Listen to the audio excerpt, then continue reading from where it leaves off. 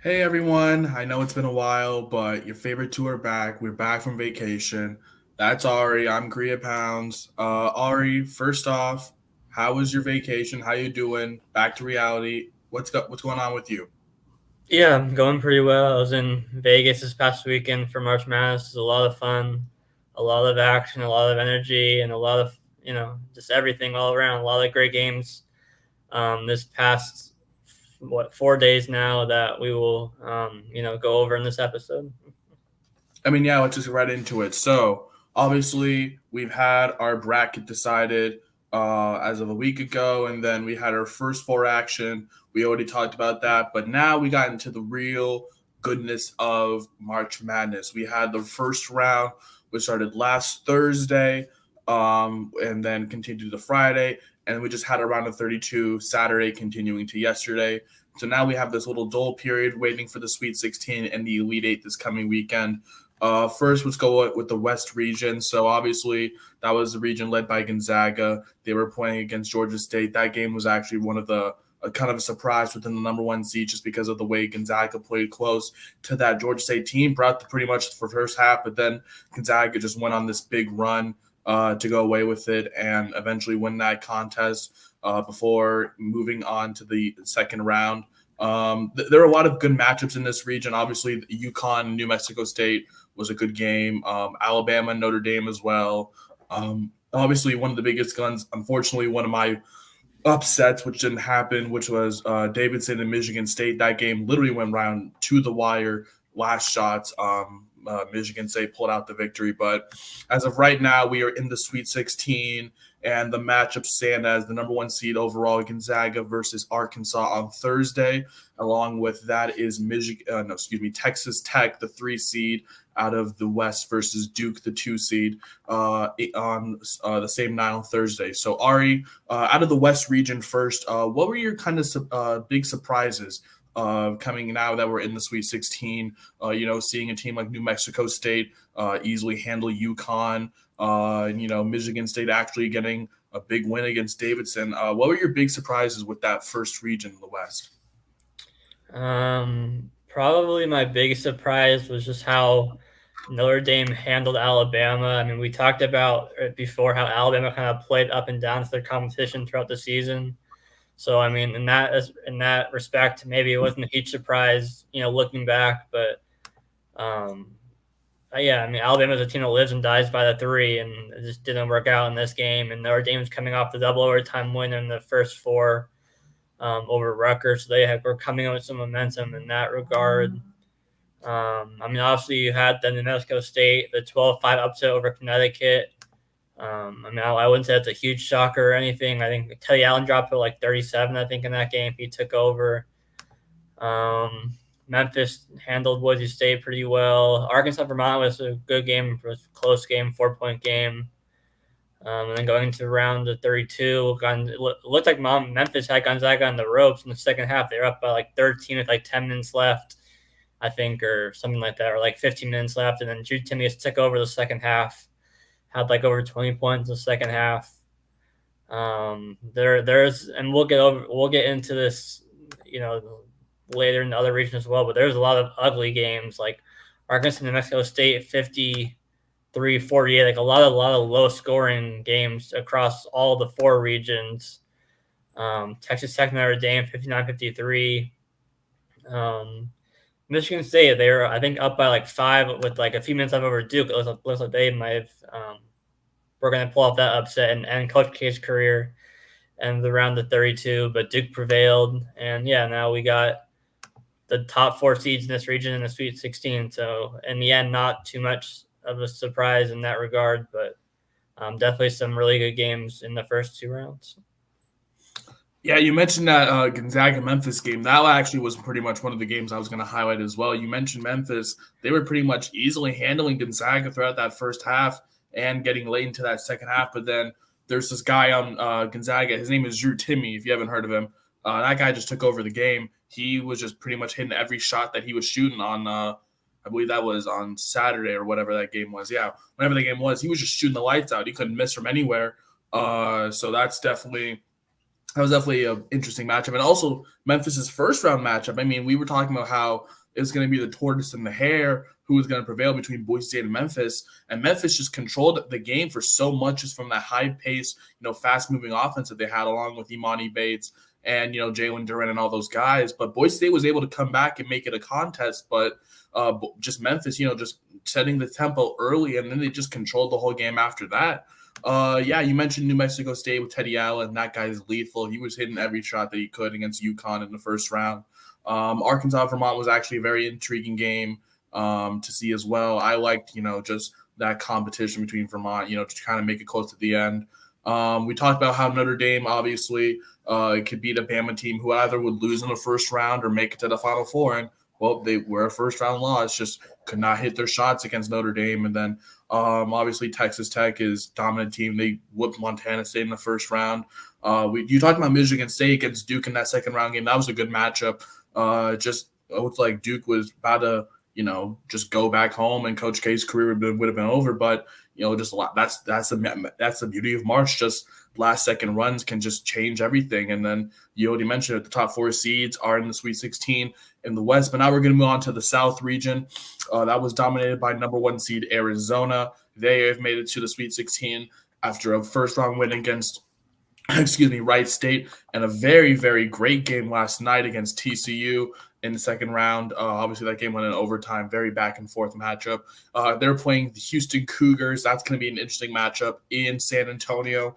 You mentioned Houston. They defeated UAB in the first round. I actually had UAB as an upset, but they just couldn't shoot the ball well. And then kind of controversial game that may have swung momentum against Illinois, but obviously due to a very, very egregious, very controversial as well, technical foul issued off of a dunk, but he was just celebrating for Illinois. So Houston is now in the Sweet 16 as well. And then on the lower half of the bracket, Michigan, who we were questioning about whether this team is really legit, is somehow in the Sweet 16 after beating my team, Colorado State. Shout out to David Roddy and them, but they just couldn't do it. And then just controlling Tennessee throughout that game on Saturday just looked like that offense just could not be stopped. They didn't find an answer for Hunter Dickinson at all. So Michigan's in the Sweet 16, and then out of the South region, Villanova, they beat Delaware in the first round, then beat Ohio State to get to this point. So now it looks like we have 1 versus 5 and then 11 versus 2.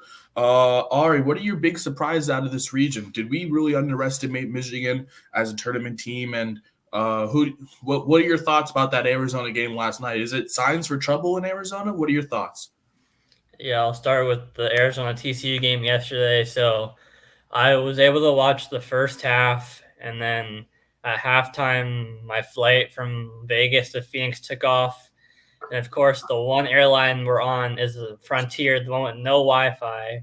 So luckily the flight was only about 45 minutes. So when we landed, I immediately took out my phone, and Arizona was up by about 8 with like 7 minutes left, and I figure, oh, they're good.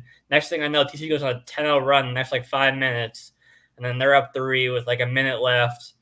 And at this point, I'm watching it at the restaurant right outside where we got out of the gate, and then they go back and forth, a couple misses, and Matherin hits that 3 to tie it with 12 seconds left, and then another controversial play with the foul backcourt, and then Dalen Terry almost wins it, but he there's just a lot that went on, and then Arizona kind of took over overtime for the most part. But I mean, yeah, TCU half. Lampkin was his name, the big who had 10 offensive rebounds. He definitely showed some weaknesses, and even though Arizona has I think the tallest team left in the tournament, but he definitely showed some weaknesses. And Houston's a similar team with athleticism and good defense and kind of playing fast, which I think Arizona's obviously good at too, is playing fast. But so yeah, I think Arizona Houston will definitely be a really good game coming up on Thursday. And then yeah, Michigan winning 2 in a row after just barely squeezing into the tournament to begin with. But yeah, it was a really impressive win over Tennessee in the first round. It seemed like Colorado State had that they were up, I want to say 5-10 with 5 minutes left, something like that, and they just kind of went cold late in the second half. Michigan took advantage, and then yeah, it was a good game against Tennessee in round 2. We talked about Illinois. They just barely got by Chattanooga in the first round. I think they were basically chilling the entire game up until the last like 10 seconds or so. So that was a really good game. And yeah, you mentioned the Sweet 16. It should be 2 good matches between Arizona, Houston again, and Villanova, Michigan. I mean, obviously Michigan's gotten this far for a reason, so they should compete against Villanova. And then, yeah, like I said, again, Arizona, Houston should be a fun one between 2 teams that like to play fast and a lot of athleticism between the 2 teams, and yeah, it should be good. Yeah, you mentioned the Arizona TCU game. That pretty much was the game of the second round. I mean, you mentioned that Benedict Mathorian shot. That shot was incredible from 3. That was almost from the logo. That was like almost Steph Curry, Damian Lillard range. He just made that like it was nothing. So, I mean, obviously we see what he's done. Pac-12 Player of the Year. Shout out to him. And then Christian Coloco, just down there. His presence down in the post is just so incredible. I mean, especially off of that up by 3 with I think 12 seconds last possession. I think it was like Benedict, he toys up the 3, and then Coloco grabs the board and then just slams it down. That's just how Arizona is. Just they beat you in every way possible, whether it's step back or on the glass. So Arizona, I mean, it looked like that was a big test for them, but like Gonzaga, they got through it. Pretty much that's where the biggest test for pretty much all these number 1 seeds were. We'll get into all the number 1 seeds later, but great game out of there. Good matchup against Houston, who actually had losing that first round too. TCU looked dominant in their first game against Seton Hall as well. You mentioned that Illinois game against Chattanooga. That game I was sweating. I'm not going to lie to you because I actually had Illinois in the Sweet 16, but second round loss, I'll take that. But that first game I was sweating because I don't think they led for more than 30 seconds in that game, and those were the last 30 seconds, and those were the only 30 seconds that mattered. So shout out to Illinois, but Chattanooga, they looked dominant all game, just came a little short. In the first game of that Colorado State-Michigan game, looked like Colorado State was kind of controlling it at first, just easily handling Hunter Dickinson and, David Roddy and all those guys, Steffens. They were making their threes, but it just couldn't continue into the second half. And then Tennessee easily handling Longwood, and then we couldn't get no Sister Jean magic. Loyola Chicago went down to Ohio State, and then Villanova easily handled Delaware. So now we're in the Sweet 16. Interesting setup in the South, but a little more interesting in the Midwest region down there. Kansas, number 1 seed overall, they made it to the Sweet 16 once again, beating Creighton in a very close game, pretty much their biggest test, and then beating Texas Southern in the first round.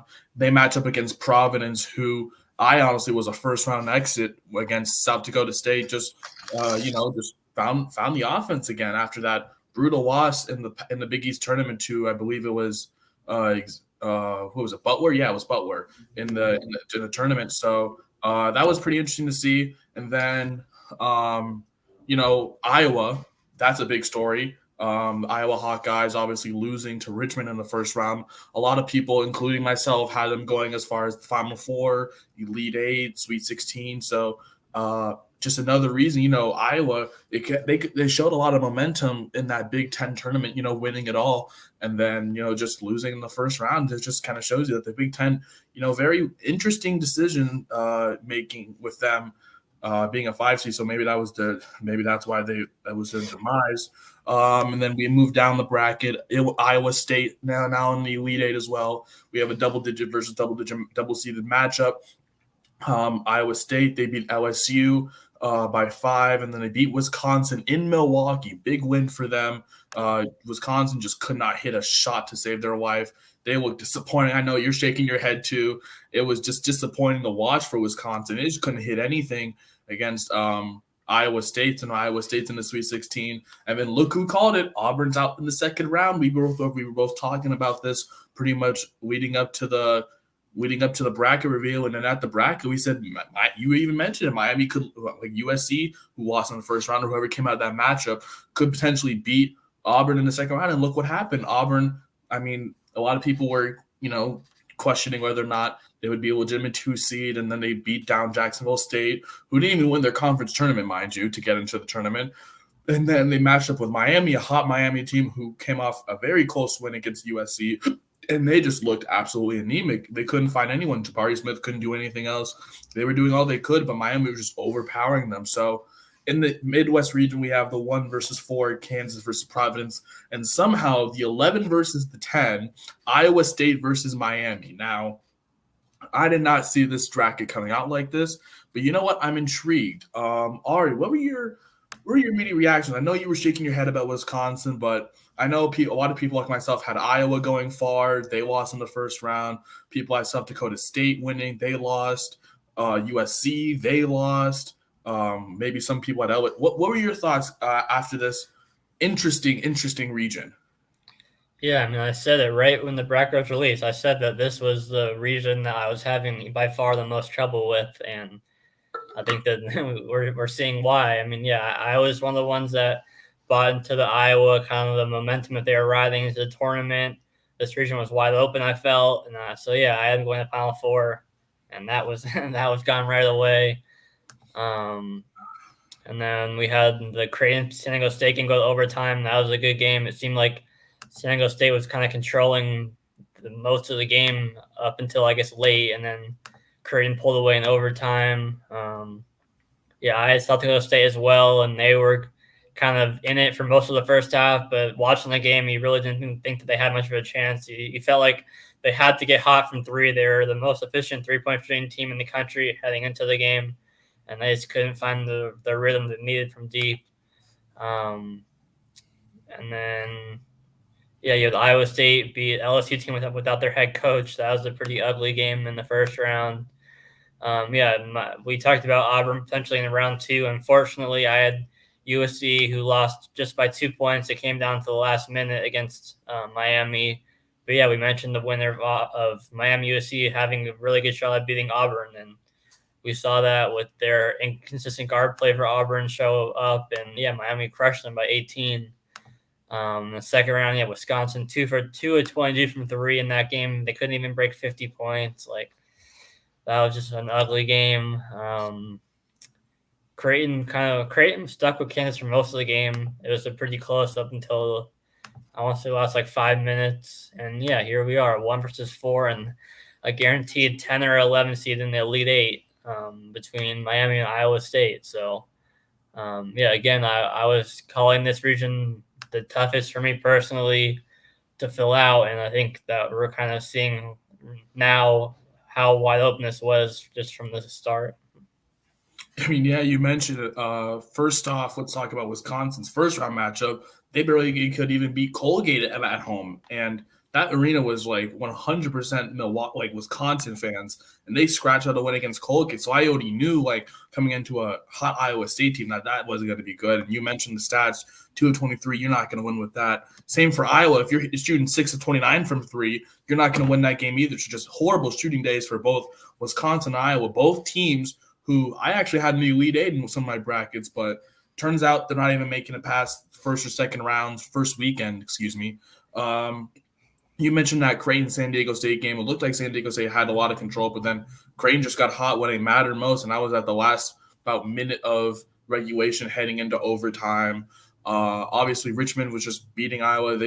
Iowa just couldn't hit a shot. Same for South Dakota State against Providence. South Dakota State, they literally just were hoisting up everything. Nothing was falling. Just bad shooting days in terms of this region. We mentioned Wisconsin, Iowa, and South Dakota State. And then down when you go deeper into that region, obviously we mentioned LSU and Iowa State. And then I also had USC beating Miami, but that game was super close. Pretty much the whole game, Miami pretty much controlled it, and then USC got back into it. Then USC controlled it, and then Miami got back into it, and then Miami ended up winning the game. So that was pretty much a good game for me as well. And then obviously Auburn, that second round exit, we called that one. So, I mean, now it sets up a very intriguing Sweet 16 between Iowa State and Miami, the 11 and 10 seeds out of the Midwest region, and the number one seed Kansas against the number 4 Providence. And honestly, we could see an all Big 12 Elite Eight here if Iowa State keeps doing what they're doing, beating bigger opponents. The same for Miami. So that region is pretty mad. But you want to talk about a mad region? Let's talk about the East for a second. And there's the headline: the Peacocks. So, well, you know what? You know what? Even better. We're gonna start from the bottom and go to the top. So, number 2. First of all, let's just get right into it. So, bottom of the bracket: Kentucky, St. Peter's. Huh? Who would have thought? That's the beauty of Magic, huh? I mean, when you have these guys who just don't get that much exposure, and then you give them the big lights, and then they're playing with nothing to lose, that's what you're going to get. And that's pretty much what they're playing at. They play like they don't care. They're just happy to be here. And you have Kentucky, who has all this pressure on them because they have to, right their wrong after losing in the SEC tournament, and now have championship aspirations. You're playing against a team like that, and I mean, obviously it showed. The pressure got to them. I mean, Kentucky just could not hit anything, and there was only one guy hitting shots, and that was Oscar Tshiebwe. He got like 30 and 16. He was their only guy hitting anything. He got half of their points. So, and then they just couldn't compete with St. Peter's. So what a story. Sweet 16, the St. Peter's Peacocks, they beat Kentucky in the first round. So they pretty much own already the state of Kentucky. And then they beat Murray State, who was also from Kentucky, in the next round. Good days from Doug Eddert. I didn't even know I was going to be saying that name past the second round, but shout out to Doug Eddert, man. Great story out of New Jersey City, New Jersey, the St. Peter's Peacocks. They're dancing. They're still dancing in the Sweet 16. They're playing a game in Philly. And I'm excited to see how this team does in this region. Obviously, you mentioned Kentucky, another team that was dominant all season, and then all of a sudden, when the lights shine the most, they just couldn't do it. So now have become the third team, the third 2 seed to lose in the first round, dating back to teams like Georgetown, who lost to that Florida Gulf Coast team, and just last year, who was Ohio State and Oral Roberts. And we move up the bracket now with that 7-10 matchup, Murray State and San Fran. That was a really good matchup. I thought that was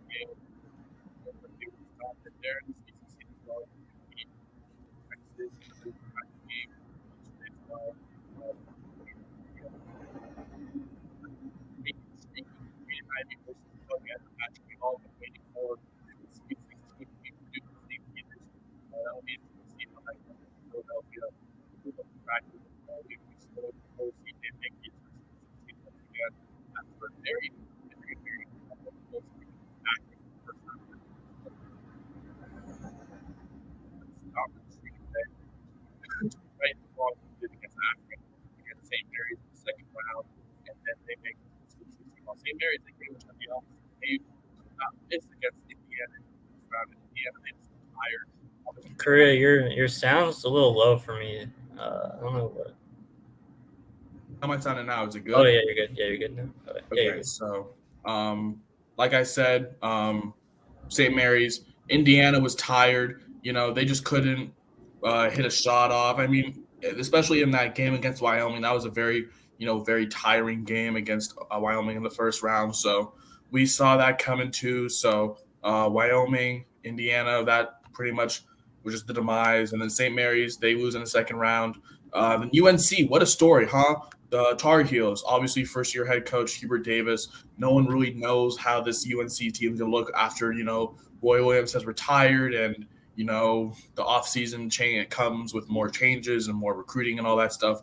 But they just looked like they couldn't hit this shot. I mean, they put up 95 against, I believe it was 95 against Marquette in the first round. And then the upset, taking out the first number 1 seed in Baylor in that region. So shout out to the Tar Heels. I actually had that matchup picked. I did pick UNC because I talked about Baylor, Baylor being susceptible to a high scoring offense like a UNC who depends on depends on one guy. And if you just can't stop him, well, that's too bad. So that's pretty much what happened. Obviously, very controversial call with Brady Manek late in that game. Obviously, the elbow to the face of, I think it was Mayer for Baylor's. But in the end, crazy game. Baylor had to come back hard. Thank you to the refs. But yeah, Baylor had to come back in that game. And so now we have Sweet 16 matchup between the 8-seeded UNC Tar Heels and the 4-seeded UCLA Bruins, the 3-seeded Purdue Boilermakers, and the 15-seeded St. Peter's Peacocks. This got to be, I think, out of all the regions, this has to be one of the, in fact, the craziest region. But somehow UCLA is there, Purdue is there, and UNC is there. I had all three in one bracket. What are your thoughts on this crease and what are your on this region? And what are your thoughts on that team from New Jersey, St. Peter's? Yeah, I'll start with the first round. After already losing one Final Four team on that day in Iowa, I was sweating on the ground with UCLA going down by, I think they're down by like 7 points with like 6 minutes left against Akron. And I was not feeling good. And then you saw it was guy like Tyler Campbell with the 2 threes late in that game to put them ahead, and they held on. And then they got filled and they crushed St. Mary's in the second round. So that was that region. Yeah, North Carolina up by 25 with 10 minutes left against Baylor in the second round. And you figure, with Baylor making that comeback and forcing overtime, UNC is just going to kind of fade in overtime after, blowing that big lead. But credit to them for continuing to step up in overtime and still prevailing despite blowing that 25-point lead in regulation. You had Texas or Virginia Tech in the first round. Virginia Tech was coming with the momentum of winning the ACC tournament, and Texas prevailed. And then they kept it close, I believe, for most of the game against Purdue in the second round. But Ivy and Edie, I think the center, were just too much for them. And I saw Texas had I think it was in the first half, they had a 9-minute stretch without scoring or something like that in the first half. So, that can't happen in this type of game to win. And then, yeah, St. Peter's, you figure after that huge win against Kentucky, maybe they fade against Murray State in the second round, and they controlled pretty much the whole game. It seemed like every time Murray State cut the lead to 2 or 3, St. Peter's would go on the run of their own. And, yeah, like you said, they're playing with house money. They're playing with nothing to lose at this point.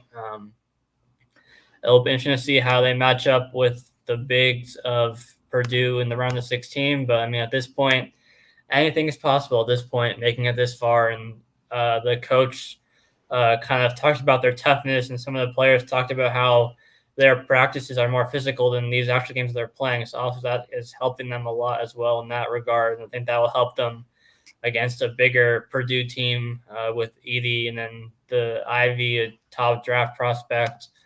And UCLA UNC should definitely be a fun game in that matchup between the two blue bloods. And it should be a couple of good games.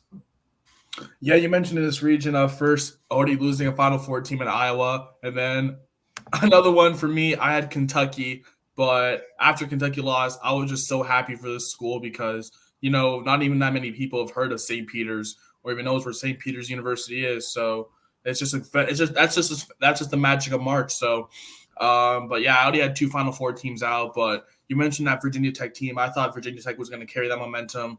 Just couldn't shoot the ball against a gritty Texas defense. Obviously, Chris Beard has led that team to one of the best defenses that they've ever had at Texas. We mentioned obviously UNC and Baylor.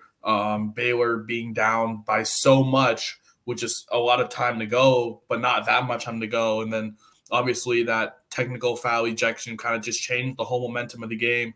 And even though Baylor tried to come back and force overtime and keep it close, UNC still did prevail. I know you were sweating UCLA too. I was sweating it too. I had UCLA going as far as the Elite Eight and some Final Four as well. So good to see UCLA make it out of that first 2 matchups to enter the Sweet 16.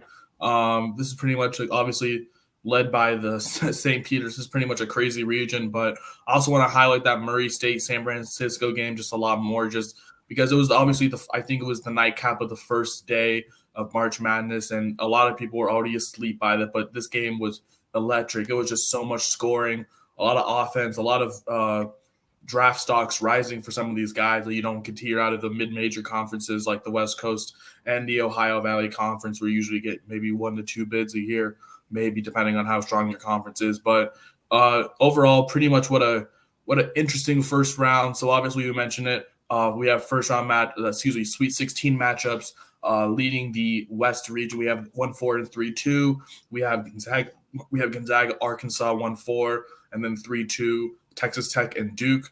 Ari, before it starts, who do you have advanced into the Elite Eight and then the Final Four out of the West region?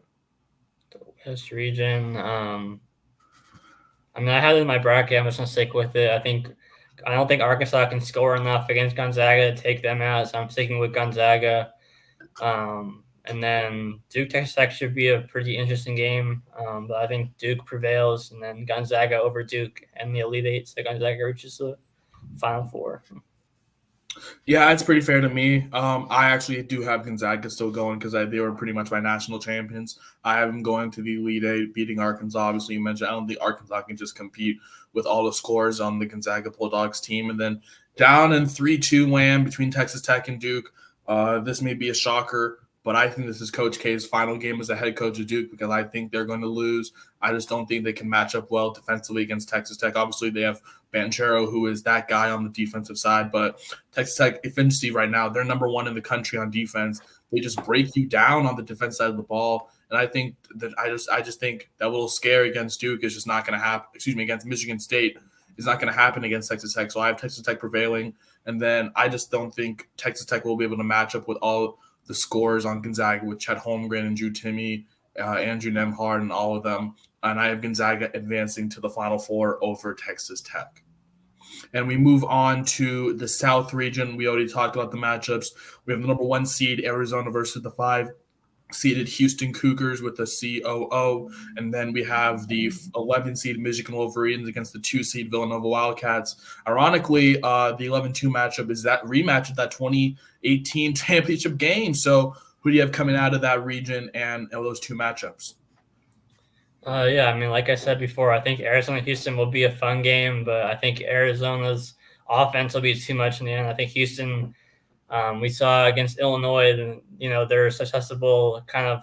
I think they relied too much, I think, on turnovers and stuff. And while Arizona has had trouble with turnovers like pretty much all season, I don't think that they can solely rely on turnovers to score. I think, but against Illinois, they could just kind of tell that Illinois is trying to get the Coburn down low, and they could just tell. And while Arizona will do it with Coloco a lot too, they also have a lot of other ways to score. If Mather on the outside, if Larson can get hot outside, Kyer, Kerr can't get any worse than his 1 for 10 against TCU. So I think Arizona will be too much offensively for Houston, but it will be a really good game.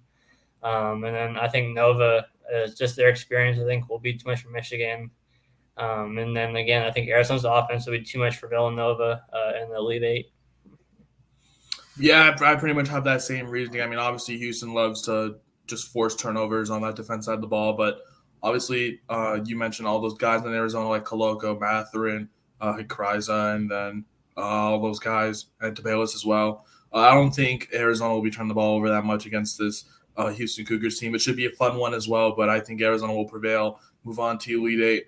And in terms of that rematch of the national championship game, yes, Hunter Dickinson is that dude from Michigan, but I think Villanova has one as well. His name is Colin Gillespie, and he's just leading this team. He's taking his team under his belt, and I think Villanova will just be too much to handle, and I think Michigan will just have to crawl back, but it won't be enough. So I have an Arizona-Villanova Elite Eight. That's pretty much I have my bracket as well. And then all the scores for Arizona, Coloco, Mathurin, all those guys, I don't think it's going to be an easy match for Villanova to match up with. So I have Arizona advancing to the Final Four. So I have 2 of those number 1 seeds in. Now we move down to one of the crazy regions, the Midwest. Obviously, we talked about how hard it is to pick this region. We have the number 1 seed, Kansas, against the 4-seeded Providence Friars. And then the double-digit seeded matchup between the 11 seeded, Iowa State Cyclones and the 10 seeded Miami Hurricanes. That double-digit seed one is going to be interesting. But Ari, who do you have coming out of this region in those 2 matchups? So I think Miami's guard playing offense will be too much for Iowa State. So I have Miami getting out of that game. And then Kansas Providence, I'm kind of going a little back and forth on. But I'm kind of leaning towards the upset in Providence, slightly.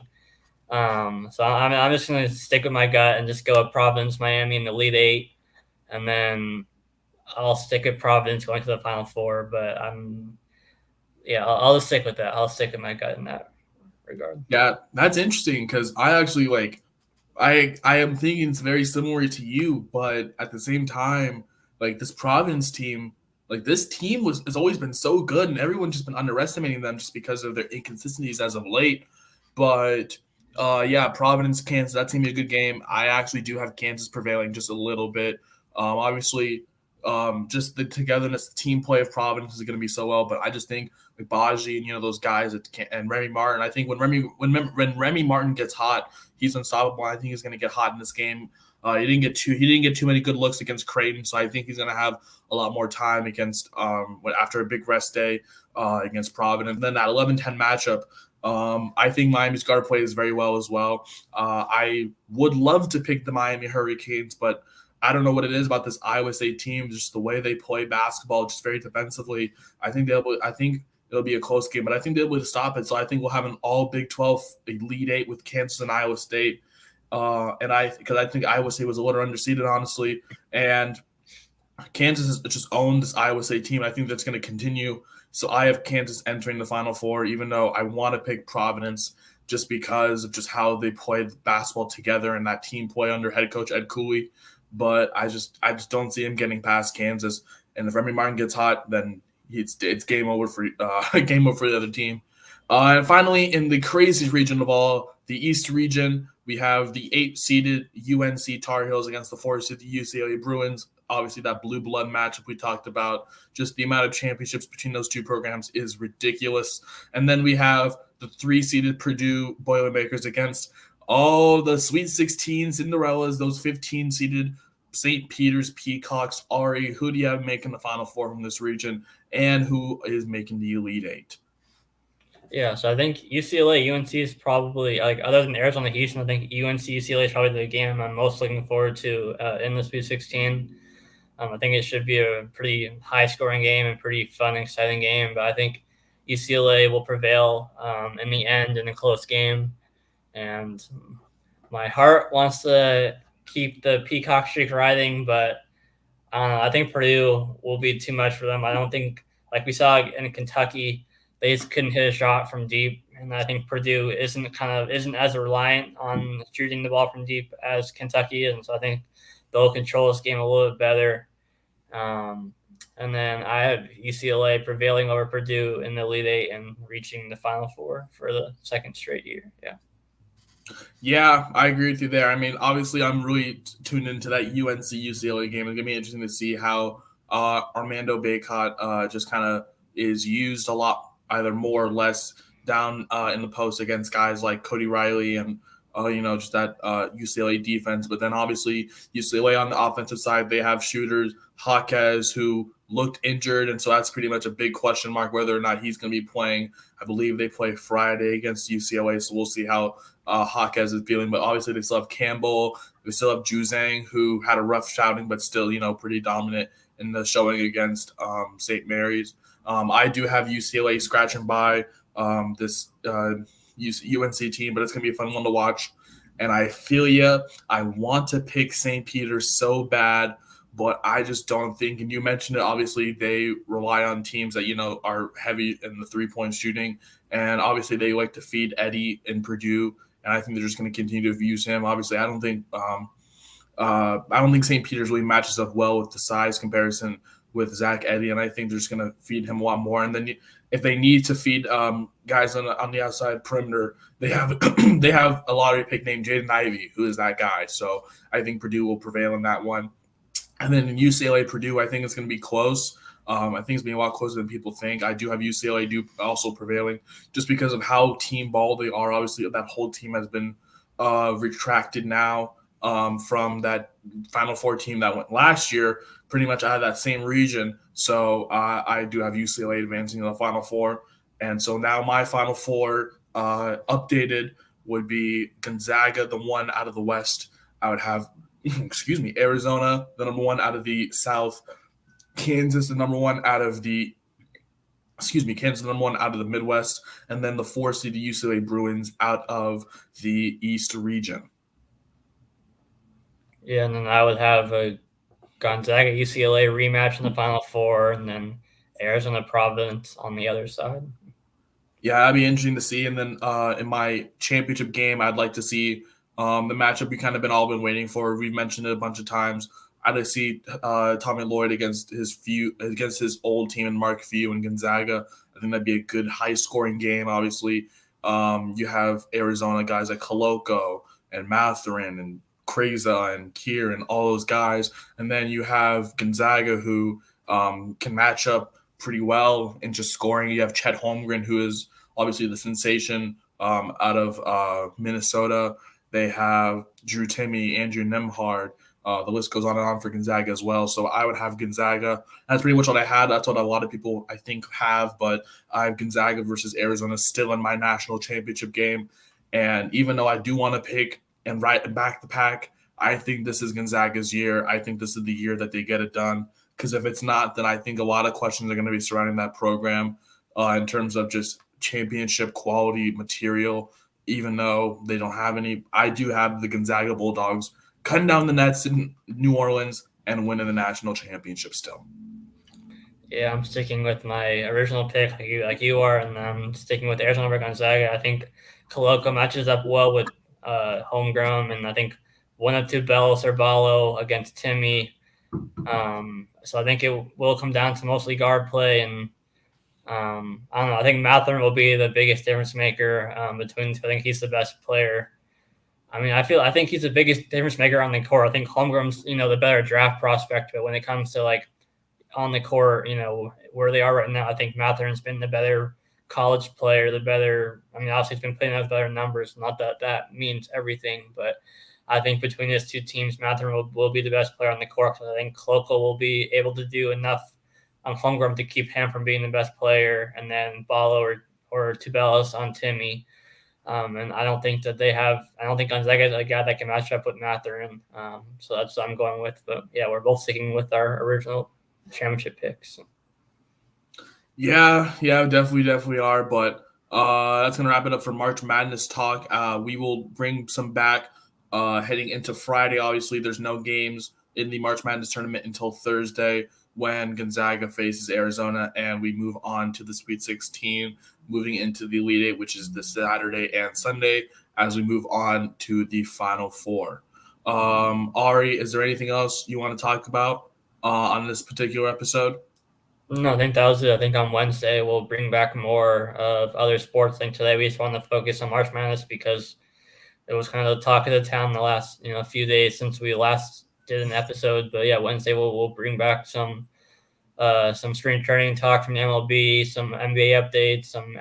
There's been some more big moves in NFL we'll talk about on Wednesday. And yeah, that's it. Yeah, so obviously Ari mentioned it. Wednesday it's going to be a lot more of NFL and MLB, professional. Obviously, there's been a lot of moves around the MLB scene. Obviously, guys like Freddie Freeman, Carlos Correa, Jose Soler, these big free agents have been officially signed. We'll tell you what we think about them as well. And in the NFL, there's been a lot of QB carousel, and it just keeps continuing. We'll talk about that as well. And then as we get near the NBA playoffs, we'll talk about, some teams that have already been eliminated. We'll talk about, the health of the Warriors now that they have lost Steph Curry. Hopefully until the beginning of the playoffs, they're evaluating him to see. And yeah, we'll give you pretty much the latest with All Professional. But obviously, since March Madness took over everybody's weekend, we wanted to get that in first. But this has been another episode of AKP Sports Talk. We'll see you Wednesday when we talk all professional MLB, NBA, and NFL news. We'll see you guys on Wednesday.